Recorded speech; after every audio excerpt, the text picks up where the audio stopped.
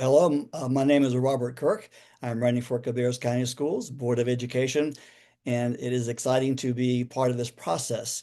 I've spent 16 years with Cabarrus County Schools at various levels in my rather eclectic career, which I'll touch on here in a little bit. But from basically a substitute teacher into a classroom teacher to dropout prevention coordinator at a high school to assistant principal, principal, chief of staff. I know how the sausage is made, so to speak, and how to deliver good curricular material to our community. It is a strong, strong school system, and I want to draw upon my historic skills to make it even stronger. That's kind of my why. I want to bring the skill set of 20 years in the United States Navy, where I retired as a commander, 10 years in private business, running an international export company serving the Asian Pacific Rim. Uh, Basically working with the school system, of course, nonprofits like the YMCA, where I ran the West Cabarrus YMCA, and the Dream on Three, a nonprofit that delivers sports center dreams for kids with life-altering medical conditions. But I'm going to bring all those skill sets into a strong school board and make it even stronger. Thank you. What is one thing you'd like to accomplish in your first 6 months in office? I would start with a kind of a bottom line first that a system this large, you can't bring about systemic change in 6 months. So that's kind of my story. I'm sticking to it. But the first 6 months are going to be built on listening, listening, and listening. I've got to be able to reach into the classrooms. I've got to hear from our support staff, the kitchen staff, the maintenance staff. There's a lot when you got 4,320 teachers plus all the support staff. There's a lot to learn, and you can't come in with guns blazing. I mean, make the best baguettes in the world, but if you want pita bread, why should I be giving you a baguette? So I don't want to come in with a kind of my own decisions as to what the system needs without hearing first from our constituents. But that said, I do want to do a data dive to be data informed, not data driven. There's got to be context for everything, every decision we make. And so that's kind of my goal is to take a look at our policies that are kind of hamstringing some of our educators in the classroom. Thank you. How should the school system balance academic achievement, student growth, and career and technical education to meet the needs of students and employers? Mm, I love that question when y'all posed it on paper and thinking through of all that we have with, I would say, uh, the good balance. I like the word balance because it is an integration of that which the student is naturally inclined to do, the demands of our community, certainly the career and technical education field, the credentialing that we have through very, very strong uh, curricular choice here in Cabarrus County, listening to the needs of our business people and our community. That helps drive the bus, right? And I don't think that we should be striving for abstract achievement. We need to really focus on growth and take our students through a growth process of where they are, where they need to be, whether it's preparing for secondary or higher education, certainly for the business community or for the military. So that is an ongoing framework. You can't just choose one. You can't fall prey to the tyranny of the either or. You've got to go both and. Beyond standardized test scores, what measures do you believe best reflect school performance and student preparedness for future success? Okay.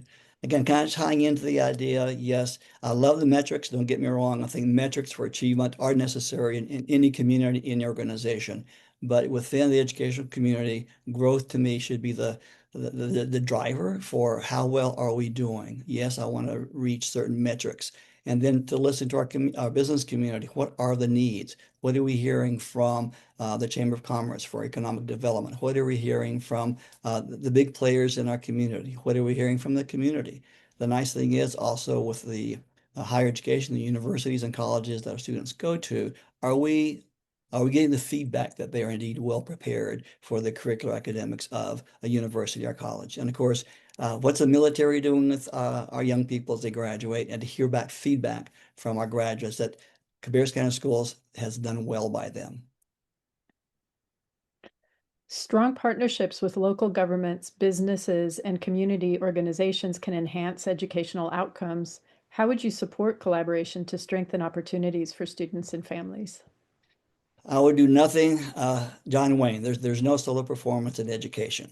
There may be a classroom instruction, but until the student leaves the classroom and wakes up and can use that information to be a better citizen and better community partner, we need our community partners. And again, I draw upon uh, preparedness for what happens outside the classroom.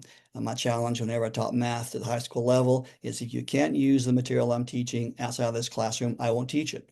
And they had anytime they wanted to, they could challenge, when will I use this stuff? When will I use this math outside of this classroom? And if I couldn't defend that based on my own experience in the business community, and I think not just business per se, I would say the credentialing with the community colleges, churches, nonprofits, for-profits, all of that makes the package that we call community. We cannot teach in a vacuum. So it's absolutely critical that we engage our local professionals through the chamber and other activities such as that. Thank you. How would you approach long-term facility planning to ensure schools keep pace with enrollment and workforce demands? One of the beauties of being a part of Cabarrus County Schools is that the board meets twice a year, the Board of Education, annually, of course. And one of the key components is a demographic analysis of where our population is coming from and how we're growing. It is a double-edged sword. We're a wonderfully rich community with a lot of folks coming in. And we're already at 44 schools and counting, and we're already behind the power curve. So the analysis of demographics, planning, land banking, having a good relationship with our commissioners, with the legislatures, with the LGCs to help us provide funding for what's coming and keeping our community informed on the needs that drive building more schools. And what strategies should be prioritized to build a stable, effective educator workforce in Cabarrus County? Uh, Again, harken back to the first 6 months, listen, and never stop listening. Relationships with the local business communities. What are they looking for around community college? What are the needs that they are preparing their students for, and how can we prime the pump?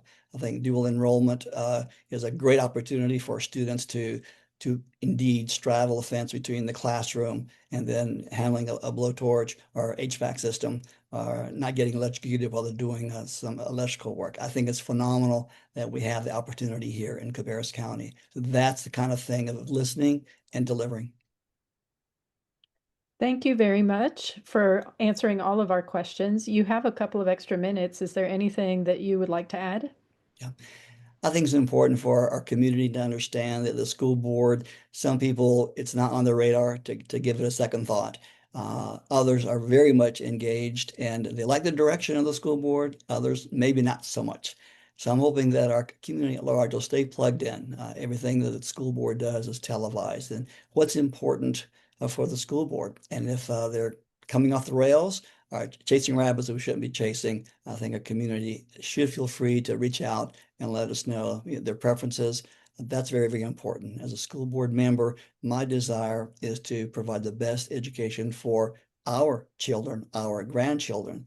So when they come applying for a job and folks say, hey, you're with Cabarrus County Schools, you're a keeper. And that's how I want to show up every day. I want to listen, I want to learn, and then I want to deliver.